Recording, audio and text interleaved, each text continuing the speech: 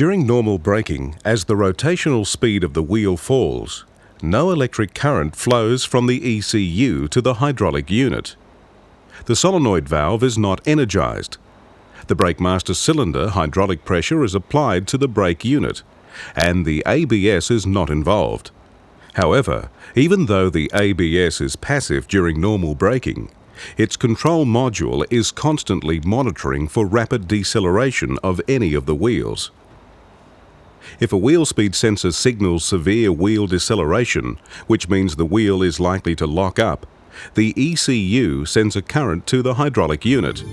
This energises the solenoid valve.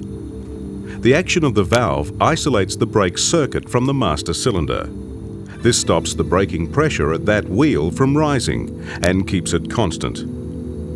If the sensors signal the wheel is still decelerating too rapidly, the ECU sends a larger current to the hydraulic unit. The armature moves even further and opens the valve. It opens a passage from the brake circuit. Brake fluid is sent from the brake circuit back to the master cylinder.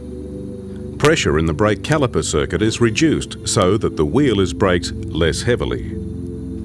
If the wheel sensors indicate that lowering the brake pressure is letting the wheel accelerate again, the ECU stops sending current to the hydraulic unit and de-energises the solenoid valve. This lets the pressure increase so that the wheel is again decelerated. This cycle repeats itself about 4 to 6 times per second.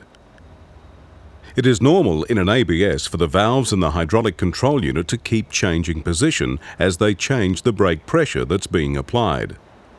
These changes in position may cause rapid pulsations to be felt through the brake pedal.